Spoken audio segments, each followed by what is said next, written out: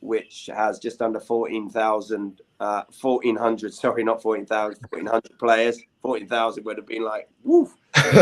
Yeah, I was going to say that would be interesting. That is a huge beast to lift. So it's hard enough getting just under 1,400, let alone that. So that was a huge piece. And we took a lot of time for that. We didn't push it. We really tried to nurture those relationships. We tried to do the right things. We had a lot of listening sessions. We met with both clubs a lot. And, you know, we made a promise that every player from both youth clubs were given a chance next year as well. So we weren't cutting any players. All of the coaches had an opportunity to have another year together. You know, we really spent a lot of time trying to knit that community together, because we understand that it's the lifeblood of what we, you know, of the football club, you know, season sponsorship, season tickets, fans, all of those is really, really important. So we wanted to do that right. So now we have that youth club. So that goes from U7s through to U19s. We also have the girls academy, which is the highest level for our girls, which is really important because they'd never had in this area in Lexington, we'd never had ECNL or girls academy or anything like that. A lot of our top talent would leave the area to go and try and get that extra level of competition. So we've provided that for the females. We've also got our USL academy, which is our 16 through 19s boys, which is really, really important. And then in 23, we'll be bringing a USLW, which will be our U23 female program. We'll then launch our men's pro team in February, April of 23. And then in 2024, we will then launch our USL 2 team, so our U23 boys. So we will have a full pathway and we will have a female professional pathway for our women's as well. So we will have... I was going to say, with all those plans, I know with getting kind of everything built up, and I think the Girls Academy starts this fall, but then also in 2024, I think there was a goal to have a new stadium in Lexington, because I think right now you're going to be playing in University of Kentucky's complex, and then hopefully you can have a soccer-specific stadium going on downtown. Do you know how that progress is going? Has there been like encouraging signs, or do you have any updates on that? Yeah, no, hugely encouraging signs. We have moved from the downtown area. We moved away from there probably about 2-3 months ago, because for us, we made commitments to the league. We made commitments to the community and obviously with our current contract that we had with UK, we were looking at a 2024 strategy to then be in our new stadium. So we ended up moving away from the downtown area. We do now currently have a location that we're very close to completing on. We're excited about it. It's 100% happening. We will have a brand new stadium, and we will have a brand new state-of-the-art training facility with 10 fields. That's all 100% happening. We're just now navigating around the city piece of that, and obviously everything that we go through with that. Yeah, that's impressive. Facilities. Whoa. Yeah, we're really, really excited. Obviously, the stadium is a huge thing. We'll be able to run concerts. We'll be able to have, other multi-sports in that stadium, which is what we want to do. But for me, I wouldn't say one or the other is more important. But for me, the training facility is really, really exciting, because we don't have a multi-field complex in Lexington at all. So for us to be able to provide that for the community and for our youth club and for, other organized soccer organizations, that's a huge piece for us and our ownership. And I think ultimately that was really one of the reasons why our owners got into this in the first place, was for the community, for the youth. Our ownership believe it's a huge legacy for them to be able to pass on, because as you guys know, this football club will be around here for 50 to 100 years like they are everywhere else. And there's no doubt in my mind about that. So that was a big piece of it. Yeah. And I was going to say, I know growing up, you've had a career over in England, playing for a variety of League One, League Two teams. I guess talk to me about how that playing career goes and how you want to carry over the playing career that you had and what you learned, and just growing up in that culture where, soccer is the main sport, and how you plan on bringing that to the United States. That's a great question. I was very fortunate. I came from a broken home, just my mum, my 2 brothers. I lived down in a place called Exeter in Devon. which we had Exeter City, Plymouth Argyle and Torquay United were probably the 3 pro clubs around me in about an hour and a half drive. And then everything was about 2.5, 3 hours away from where I lived. I got spotted playing when I was 12, 13 years old by Southampton. So I was very fortunate to go through Southampton's academy from like 12 years old through to 19 when I signed pro, and then moved on from there.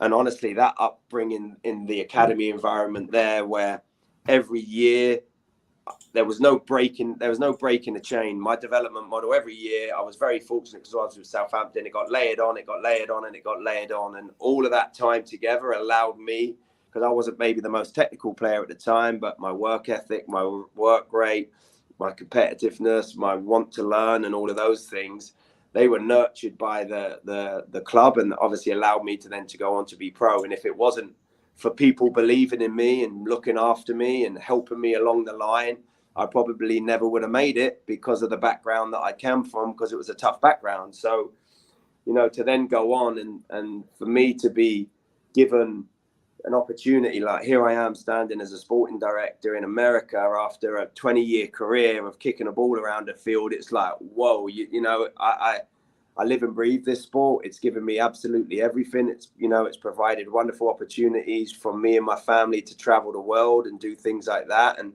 you know, to have that opportunity and bring it and be in America where there are clubs that are doing it, definitely, and they've been going for, you know, 7, 8, 9. You look at Philly Union, they're probably 8 years into their development plan, and they're churning out players left, right, and centre now. And there's some other, you know, clubs around the country that are doing it, but I don't think everybody's got it right yet. So we're still in that really nice spot where we can provide an opportunity for our players. So you can now be a youth player in Lexington, 10 years old, and you know that you can stay here and have an opportunity to be a professional and then move on from there. And, you know, to be able to provide that now in this sport, in this country, which is growing so much, I think I'm very lucky and humbled to be able to be in a situation to give back. And that's all I want to do. I want to be able to provide the experiences. I want to be able to, with our team, build an amazing development model with the opportunity to be able to put players in the first team. And that's really, really important. And what those players do in the first team and then move on from there is huge. And, you know, like I said, to have that opportunity to give back to this game, you know, is something that I'm very, very, very grateful, because this game has given me absolutely everything. Yeah. And I was going to say, I know you mentioned at the beginning that you're hoping to have a championship team with 70%, kind of homegrown talent. How do you try and balance, you know, making sure that you have the homegrown talent that not only can make it, but also are good enough, and then still bring in outside reinforcements to kind of attain to that goal? Now, it's something that we talk about daily and weekly as we're starting to now step up the process to start looking and identifying and building a first team squad to then go out in pre-season and start in April. And it's really, really important that, one, we've got to start right and we want to win. There's no question about that. We want to win, because if we continue to win and be successful, that carries the momentum and the excitement, and then it will go on and on and on. So we got to be very strategic with how we recruit. And that is, we need to recruit players that have the experience and the knowledge and the understanding to help us be successful, but then have the character, the want and the ability to be able to help and educate our younger players in it as well. So we've got to get a balance, and we've got a player profile. We've got a physical, technical, tactical and psychological profile of the players in each one of the positions. We're relying heavily on our data analysis team, who are currently going through and identifying players that fit our model, that fit our profile, that fit our philosophies and values. And then what we will do is then we'll compile a list of 3 to 4 players in each one of those positions based off age, experience, you know, contractual expectations and everything like that. And then we will go through that process and select, because we're a new club, so we need to be successful from day one, which is never guaranteed. As you know, in this game, ever, you can spend 200 million and still not guarantee that. So you're not guaranteed in that, but we want to be in a position that where we can be successful on the field, but we're not blocking our pathway for our younger players to be able to come through.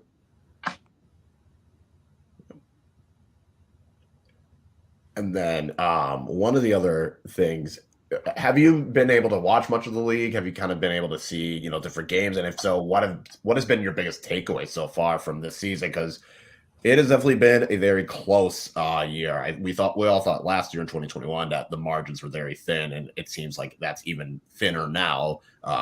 With basically any team from first to ninth, Yeah. at least in contention. So Yeah. Well, no, I to answer your question, yes, I've been watching it Saturday night. The great thing with the time zones is you can kind of get a half at 6 o'clock and then another half at 7:30 and then another half at like 9 and maybe you get a 10:30 one at end. So I must admit I have been watching League One and Championship just because I'm in that recruiting process. So I'm trying to gather as much information on all of the teams in the Championship as well as League One.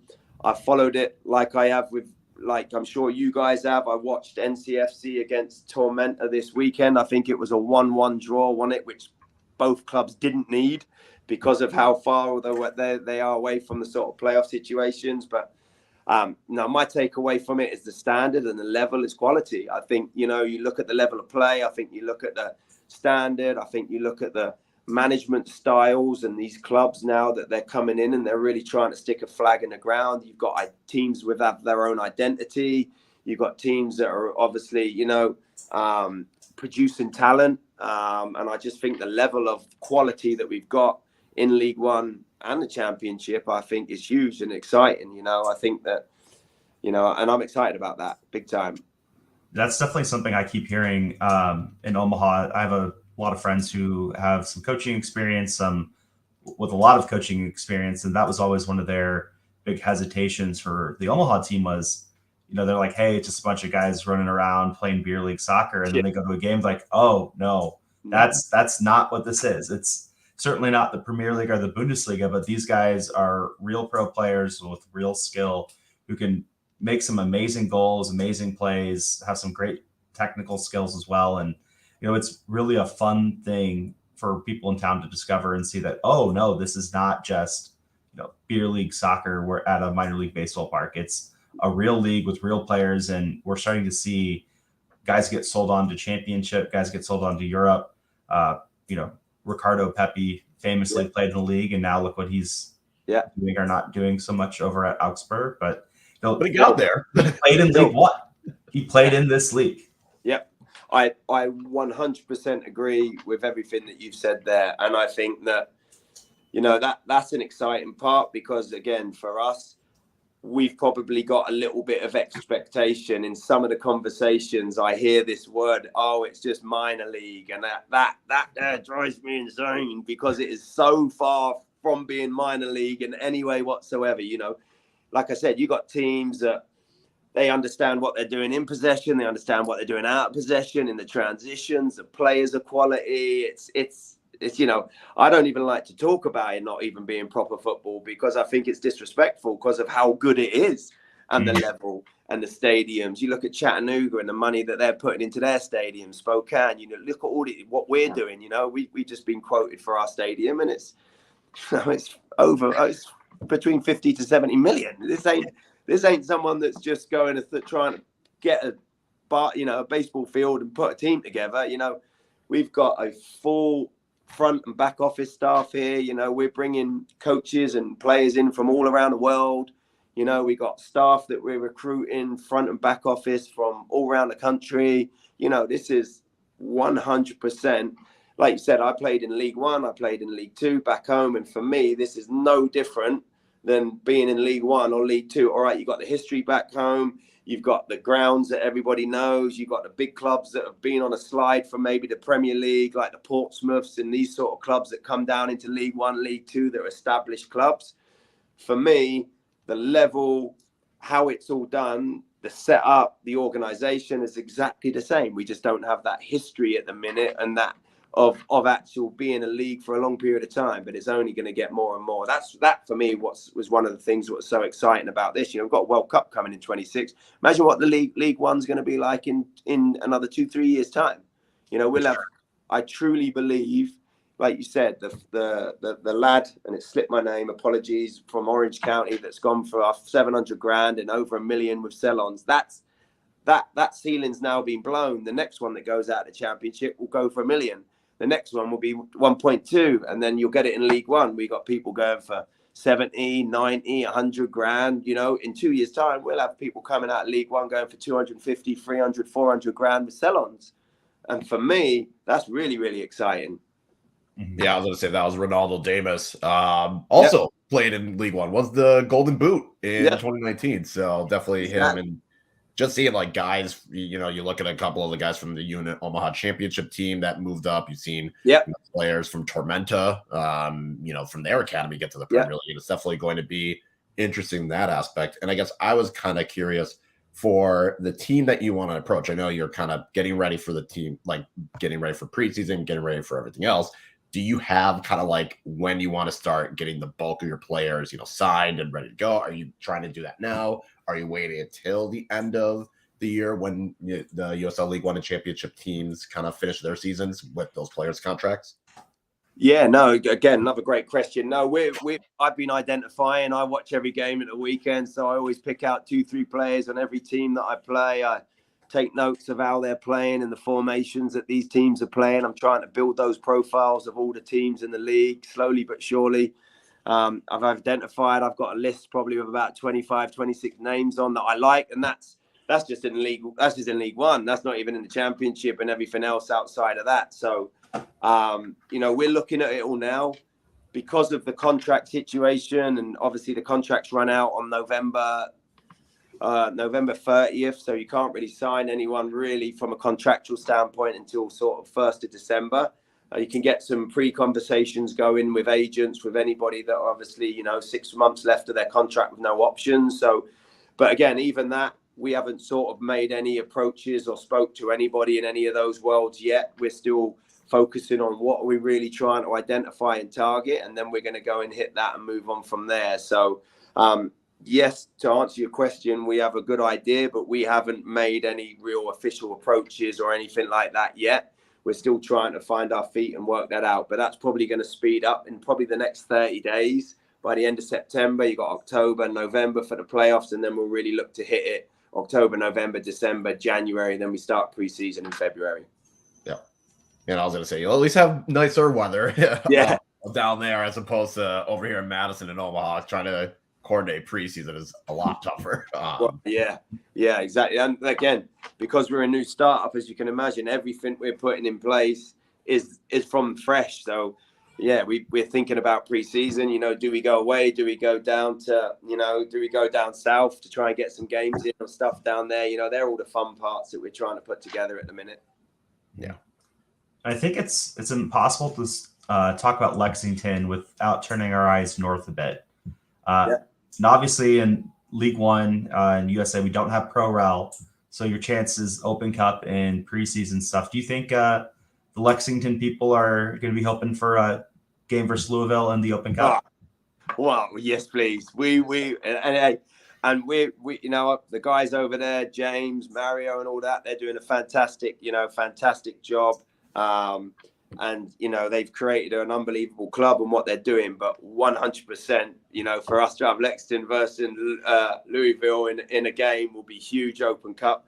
We've got aspirations. You know, we're a community. We're a club that can be a championship club.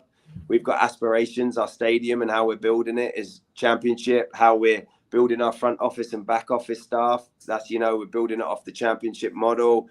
You've seen by our season tickets and what we're doing there, our merch, you know, we've hit that, our sponsorship, front of shirt sponsorship, you know, we're breaking in a humble way. We're breaking records in all of that, which is what we want to do. So we're very much setting ourselves up and trying to build it for a championship club, because that's how our ownership and how we want to do it. But very respectful and understanding that every club in League One is probably ready to do that. So, you know, we're all for promotion and relegation. I sincerely hope that it comes into the league. I think it would be an absolute game changer for obviously the USL Championship and League One. I don't know the ins and outs of how that would work. It's not my It's not my pay grade or check to work. That's for Edwards to figure out. That's for him to figure out and everything. They can sort that out with Cartwright and all of those guys. But yeah, we're set. I'll just be open and honest. We're setting ourselves up for that opportunity, because if it comes along, we certainly want to have that chance. Yeah. All right. And then I'm going to ask some more fun questions. I know we've kind of had some more serious and business questions. So I know you played as a defender, as a right back, currently, like in your career. Who was the player that you inspired to play like, or have wanted their playing style? And who's a right back that really catches your eye now? Whoa, that's a great question. I probably wanted to play like Zinedine and Zidane or somebody like that, even though I was only a right back. That's what I felt like I could do. My teammates probably told me a lot different, but I came from that. I was in that era with Becks and Gary Neville and David Beckham, you know what I mean? Lee Dixon, and I think it was Robin Perez for Arsenal. You know, a lot of teams I grew up would play 4-4-2. So for me, I used to love to get forward, even though he played on the left side. Like, he was a lot younger than me, but like Ashley Cole was a huge player that I loved because he loved to get forward. He was always in like the attacking half, but brilliant in 1v1 defending and everything like that as well. So that's what I love to do. I love to support and get forward and whip balls in the box and be involved in it. But I took pride in my 1v1 defending and defensively and all my aspects there. So, for me, I look at players like Gary, in his heyday, Gary Neville, Cafu, Danny Alves, when I grew up, all of those type of attacking fullbacks I used to love. And that's a great question. Now, I think probably someone that I admire, and I think because of his defensive abilities and what he does, is like a Kyle Walker at Man City, someone like that, just because of his pace and his defensive abilities, but he does get forward. Who else is there? Obviously, Trent Alexander is a huge one for me. Again, I love him to bits. I think attacking-wise, he's absolutely off the charts. So, and I ain't one to criticize or anything for defensively, but, sometimes it can be a little bit, when you play in that advanced role, it's, sometimes your responsibility is a little bit different, where I grew up in an era where I was a defender first and anything going forward was added to that. So I think I like the new, I forget his name, please excuse me. I like the lad that Chelsea just signed from Brighton. Oh, Cucurella. Yeah, Cucurella. I think I think that's someone with flair. So I'm a modern day fullback. I love fullbacks. I love to get forward and play and join in and everything like that. So I'm going to slaughter the name of this, so forgive me in advance. I don't know a lot about English geography, but during your time with the Wycombe Wanderers, Wycombe Wanderers, you famously wrote in their program before every single game. Yeah. Have you thought about picking up the quill again and doing some opinion pieces before Lexington games? It's a great question. I did, yeah. So when I sort of was coming to the end of my career, my degree was in sports journalism and broadcasting.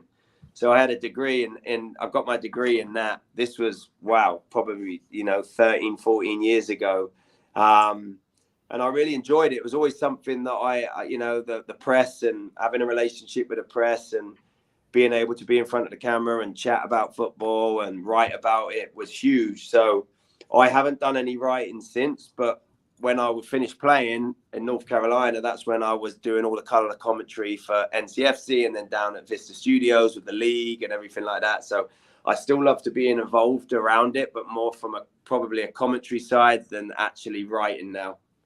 Yeah, no, that's completely fair. Yeah, I feel like writing is just like, I feel like you either want to write or you want to do commentary. Trying to balance both, it feels like it's a tough one. But the other question I wanted to ask, is there a particular away day in League One that you are looking forward to, or one where you have you're set, like, I got to go to this place? 100%. I want to go back to NCFC. As you can imagine, as a former player, I was a coach there as well in the first team under Colin Clark. So I spent 5 brilliant years there. It's a fantastic club, great people still there, still sort of running it and everything like that. But to go back and play against a club that you was with is always nice as a player.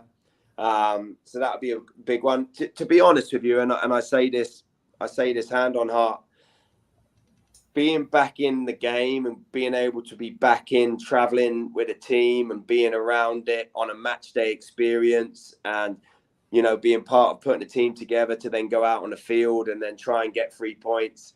I can't wait to go to all of these stadiums. I really, really can't. It's going to be such an experience. That was probably one of the things in England where, when I finished playing, reason why I sort of come away, I played in England for 13, 14 years back to back. And then I went over to Hungary and played for Ferencváros for a year.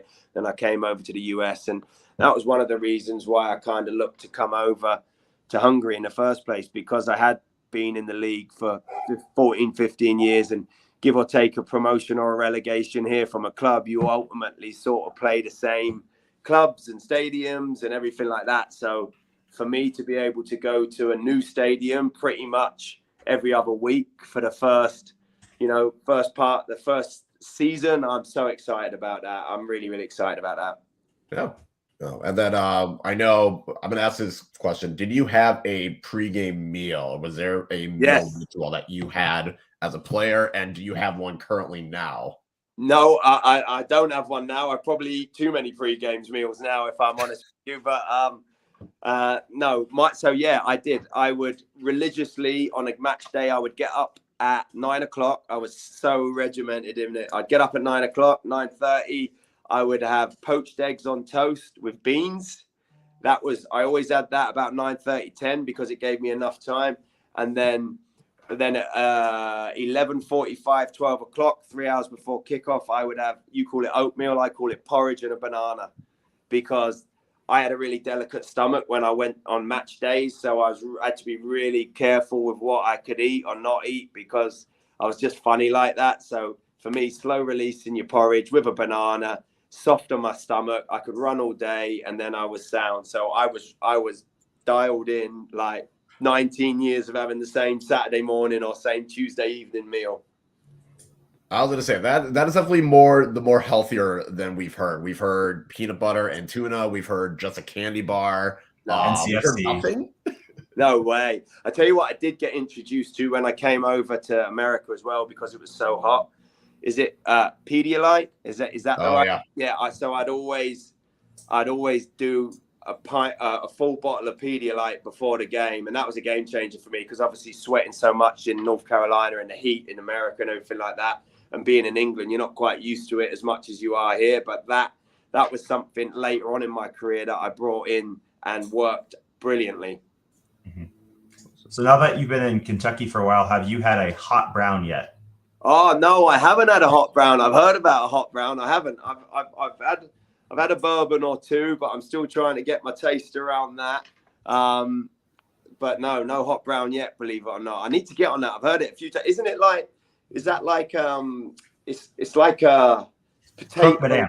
Yeah, on the ham. That's it. That's what I thought. Yeah, but it's turkey instead of ham, and then in the Mornay sauce instead of Gruyere, they put cheddar or American cheese. Wow. I think you put gravy on it too, because it's really? Like gravy.